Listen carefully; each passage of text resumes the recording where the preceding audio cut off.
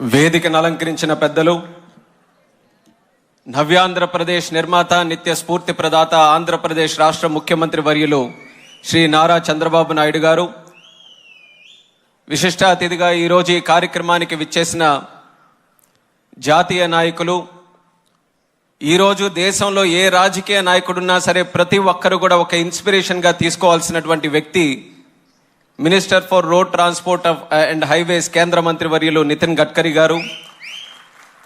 అలాగే మనందరికీ కూడా పోరాటం ఏ రకంగా చేయాలి, పోరాటం చేస్తూ ప్రజల పక్షాన ఏ రకంగా నిలబడాలి,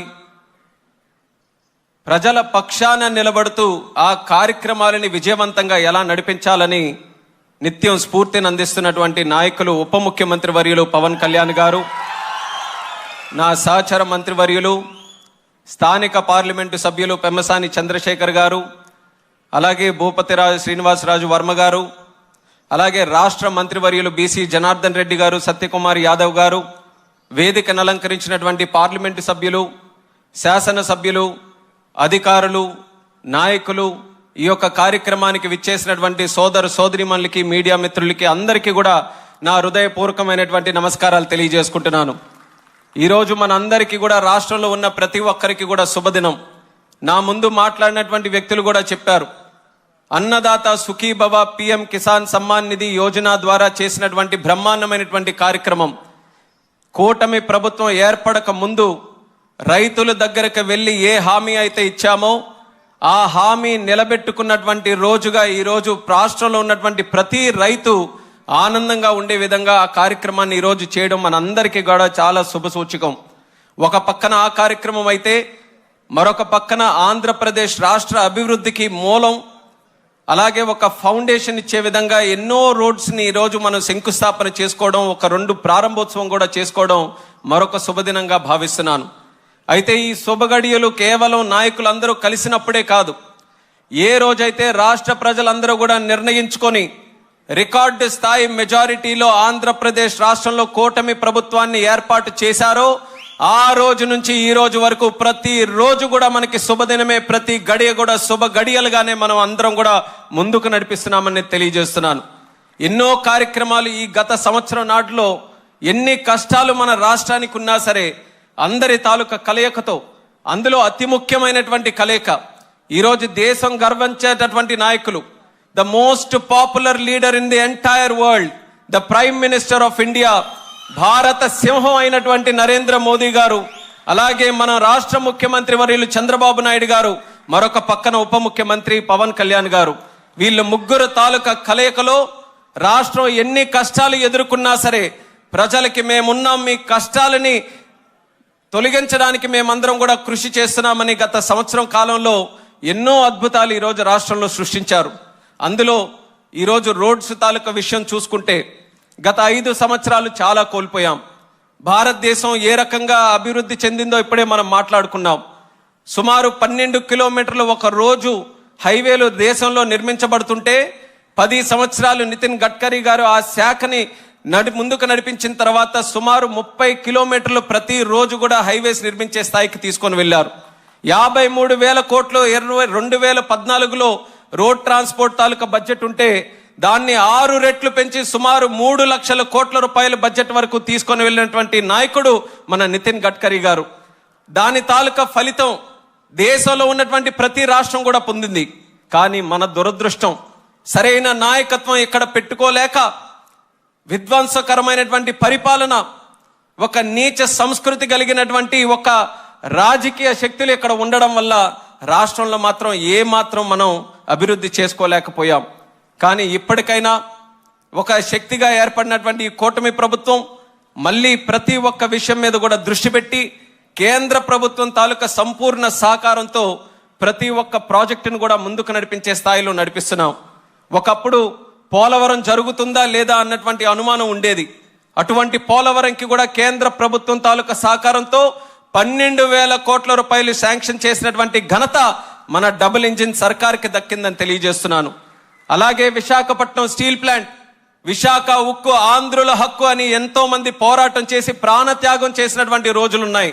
అటువంటిది ఆ విశాఖపట్నం స్టీల్ ప్లాంట్ తాలూకా భవిష్యత్తు అగమ్య గోచరంగా మారితే దానికి సుమారు 11,000 కోట్ల రూపాయలు మళ్ళీ తీసుకొని వచ్చి విశాఖ ఉక్కుని మరింత బలంగా ముందుకు నడిపించే స్థాయికి ఈరోజు కూటమి ప్రభుత్వం నిర్ణయం తీసుకుందని కూడా తెలియజేస్తున్నాను. రైల్వే జోన్ కావచ్చు, ఇక్కడ ఈ ప్రాంత పరిసరాల్లో ఉన్నటువంటి రైతులు దేశంలో కాదు ప్రపంచంలోనే ఏ ఒక్కరు కూడా అంత పెద్ద సుదీర్ఘమైనటువంటి పోరాటం చేయలేదు. మా అమరావతిలో ఉన్నటువంటి రైతులు, ఇక్కడ కుటుంబ సభ్యులందరూ కూడా చేశారు.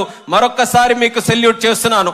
అంత విధ్వంసకరమైనటువంటి పరిపాలనలో కూడా మహిళల్ని కించపరుస్తూ, రైతుల్ని అవమానిస్తూ ఎన్ని చేసినా సరే అమరావతిని రాష్ట్ర అభివృద్ధి కోసం ఒక చిహ్నంగా మేము కాపాడుకుంటామంటూ మీరందరూ కూడా ముందుకు వచ్చి అమరావతిని కాపాడితే, అదే అమరావతికి మొన్ననే ప్రధానమంత్రి గారు వచ్చి 50,000 కోట్ల రూపాయలు ప్రాజెక్టులతో ఈరోజు ముందుకు నడిపిస్తున్నామనంటే ఈ కూటమి ప్రభుత్వం తాలూకా చిత్తశుద్ధి, ఈ రాష్ట్ర ప్రభుత్వం కేంద్ర ప్రభుత్వం తాలూకా సమగ్ర ఆలోచన ఏ రకంగా నడుస్తుందో ప్రజలందరూ కూడా గమనించాలని కూడా తెలియజేస్తున్నాను.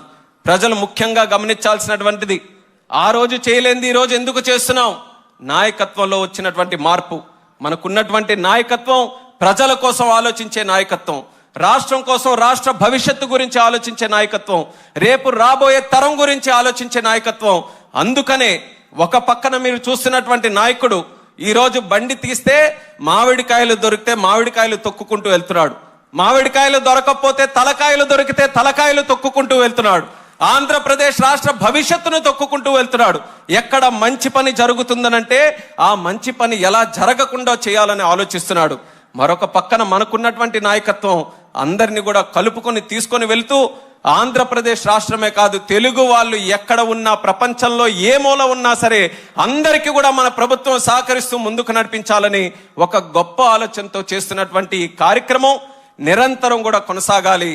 మనకు జరుగుతున్నటువంటి తప్పులు ఏంటంటే చెట్టుని మనం నాటి నీళ్లు పోసి తీరా కాయలు కోసుకునే టైంకి ఒక కషాయవాడిని పెట్టి ఆ కాయలే కాకుండా చెట్టును కూడా నరికే పరిస్థితి ఆంధ్రప్రదేశ్ రాష్ట్రంలో వచ్చి ఎందుకు మనం బాగుపడట్లేదని తిరిగి మనకే ప్రశ్న అడుగుకుంటే అది ఎంతవరకు న్యాయమో రాష్ట్ర ప్రజలు కూడా ఆలోచించాలి. ఇంత గొప్ప నాయకత్వం దేవుడిచ్చిన వరం, ఇంత గొప్ప ప్రభుత్వం దేవుడు ఇచ్చినటువంటి ఒక అవకాశం, ఆ అవకాశాన్ని పూర్తి శాతం మనం సద్వినియోగం చేసుకొని దేశంలోనే కాదు ప్రపంచంలోనే ఒక ఉన్నతమైనటువంటి ప్రాంతంగా ఆంధ్రప్రదేశ్ రాష్ట్రాన్ని తీర్చిదిద్దడానికి మన తెలుగు ప్రజలు, రాష్ట్ర ప్రజలు అందరూ కూడా కలిసికట్టుగా ముందుకు రావాలని ఈ సభాముఖంగా కోరుకుంటూ గడ్కరీ గారికి ప్రత్యేకమైనటువంటి ధన్యవాదాలు కూడా ఈ సందర్భంగా తెలియజేస్తున్నాను. ఆంధ్రప్రదేశ్ రాష్ట్రంలో ఉన్నటువంటి 5 కోట్ల మంది జనాభా అందరూ కూడా గతంలో మరి గుంతలతో ఉన్నటువంటి రోడ్ల వల్ల ఇబ్బంది పడ్డారు. కేవలం ఇబ్బంది అంటే ఒక ప్రాంతం నుంచి ఇంకో ప్రాంతంకి వెళ్ళడానికే కాదు, ఒక రోడ్డు బాగుంటేనే ఒక విద్యార్థి స్కూల్కి చక్కగా వెళ్ళగలడు, రోడ్డు బాగుంటే వ్యాపారస్తుడు చక్కగా వ్యాపారం చేసుకోగలడు, రోడ్డు బాగుంటే ఒక అంబులెన్స్ లో ఉండేటటువంటి వ్యక్తి కూడా హాస్పిటల్కి సరైన సమయానికి వెళ్ళగలడు. ఒక రోడ్డు బాగుంటేనే ప్రజల తాలూకా మొరాల్ కూడా బాగుండే పరిస్థితి ఉంటుంది. అది 5 సంవత్సరాలు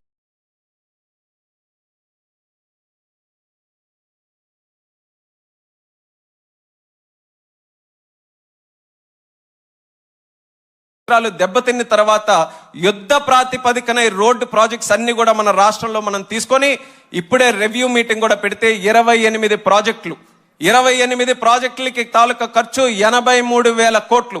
ఆ 28 ప్రాజెక్టులు కూడా ముఖ్యమంత్రి గారు గడ్కరీ గారు దృష్టిలో పెడితే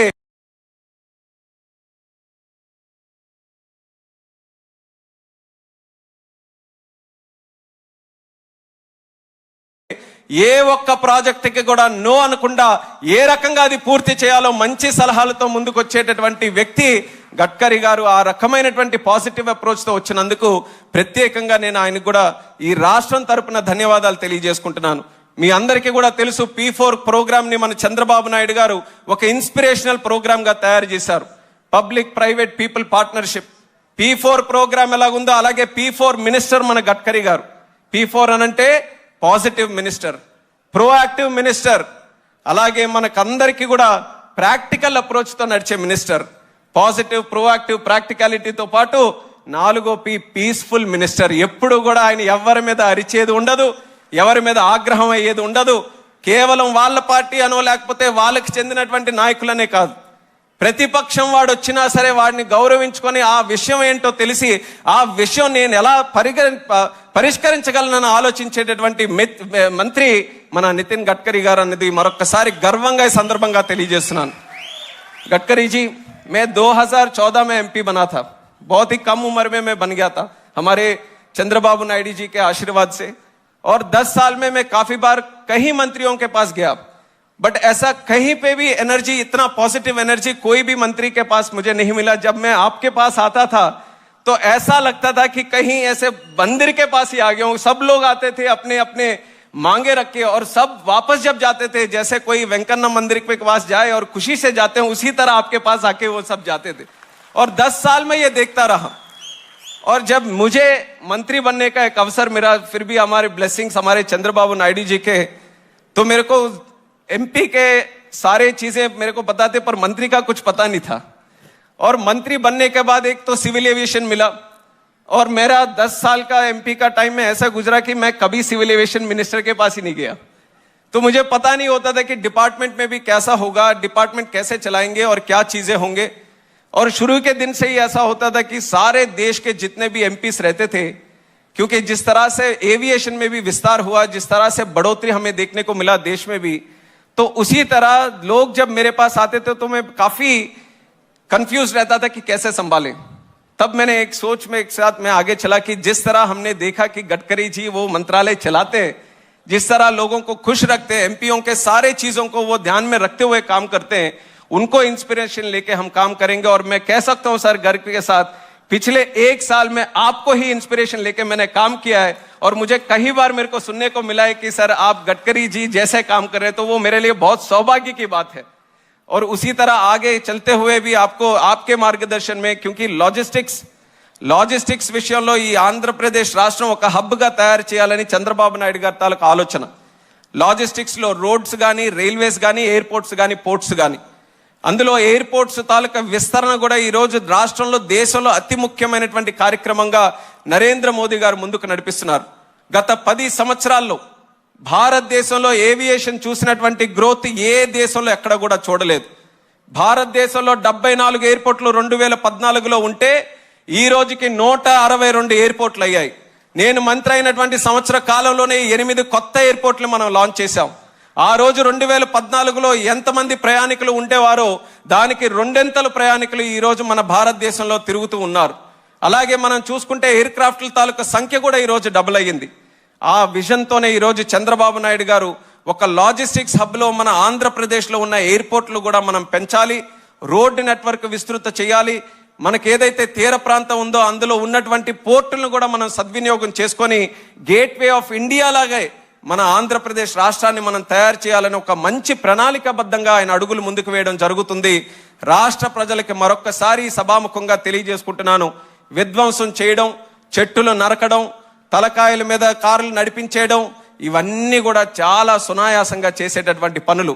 కష్టపడ్డం, చెమటోడ్చడం, ప్రతి రోజు కూడా ప్రజల కోసం అహర్నిశలు కష్టపడ్డం, ఎంత వయసు వచ్చినా సరే ఉత్తేజంగా, ఉల్లాసంగా ఈ రాష్ట్రం కోసం అహర్నిశలు కూడా కృషి చేయడం, అది ఒక మహానాయకుడు ఉండాల్సినటువంటి లక్షణం. అది మన చంద్రబాబు నాయుడు గారికి ఉంది. అటువంటి నాయకుడిని మనమందరం కూడా ఒక అదృష్టంగా మనం తీసుకొని ఈరోజు జరుగుతున్నటువంటి కార్యక్రమంలో ప్రతి ఒక్కరు కూడా సపోర్ట్ చేసుకుంటూ ఆంధ్రప్రదేశ్ రాష్ట్రం, మన తెలుగు జాతి ఎప్పుడు కూడా నంబర్ 1గా ఉండడానికి ప్రజలు నిత్య సహకారం, నిత్య ఆశీర్వాదం అందించాలని మళ్ళీ ఈ సభాముఖంగా తెలియజేసుకుంటూ ఈరోజు ఈ కార్యక్రమం ఈ ప్రాంతంలో అటెండ్ అవుతున్నందుకు నాకు ఎంతో ఆనందంగా ఉంది. ఈరోజు జరుగుతున్నటువంటి ప్రోగ్రామ్స్ కూడా కేవలం ఒక ప్రాంతానికి చెందినటువంటివే కాదు, మన శ్రీకాకుళం జిల్లా నుంచి అనంతపురం వరకు ఎన్నో రోడ్లని ఈరోజు మనం కలుపుకుంటూ చేసుకున్నాం. అలాగే భవిష్యత్తులో కావాల్సినటువంటి రోడ్లు, మా ప్రాంతంలో ఉన్నటువంటి మూలపేట పోర్టుకి ఎంతో కాలం నుంచి అనుకుంటున్నాం, తీర ప్రాంతం నుంచి ఒక బీచ్ రోడ్డు ఉండాలని.